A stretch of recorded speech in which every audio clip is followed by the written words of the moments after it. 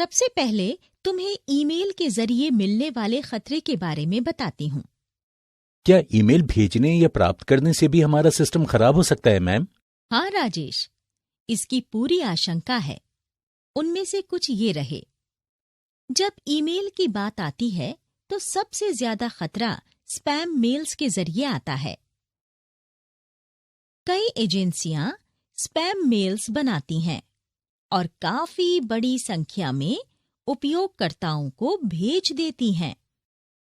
अगर हम भेजे गए और मिलने वाले ईमेल्स की गिनती करें तो ईमेल ट्रैफिक का 70% से ज्यादा ईमेल जंक या स्पैम में होता है और इन्हें सेंधमारी करने वाली एजेंसियां भेजती हैं।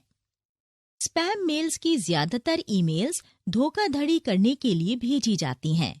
इनका मकसद किसी नेटवर्क में आए बेकसूर उपयोगकर्ता को फंसाना है। उनका सिर्फ एक ही मकसद है, धोखे से तुम्हारा निजी डेटा और जानकारी चोरी करना।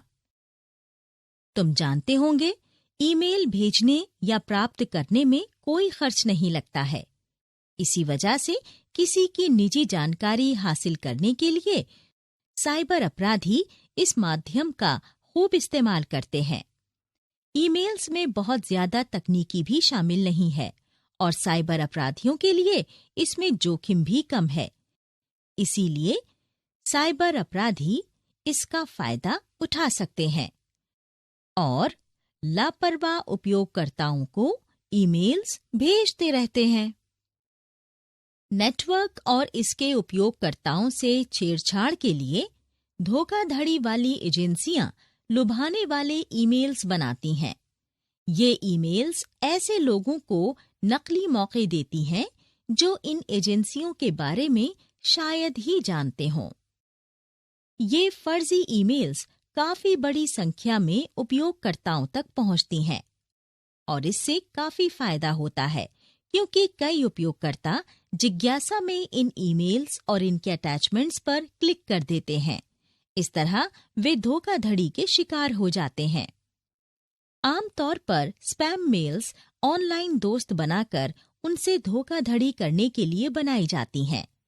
ये एक तैयार किए हुए असली वजह के लिए होती हैं, जैसे विदेश में रह रहे एक दोस्त को किराया देने या दूसरे बिल चुकाने के लिए पैसों की तुरंत जरूरत है। बेकसूर उपयोगकर्ता अक्सर इन ईमेल्स के झांसे में आ जाते हैं, बिना ये जाने कि ये एक धोखाधड़ी वाली एजेंसियों ने बनाया है।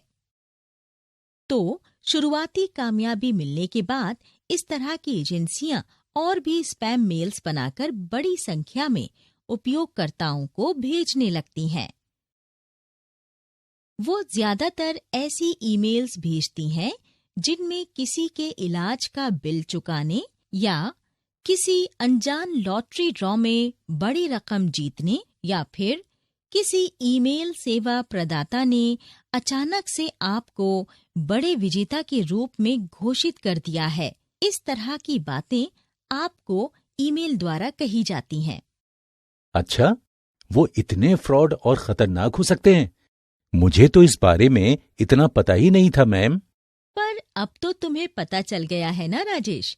तो अनजान एजेंसियों का ईमेल खोलने से पहले सावधान रहना।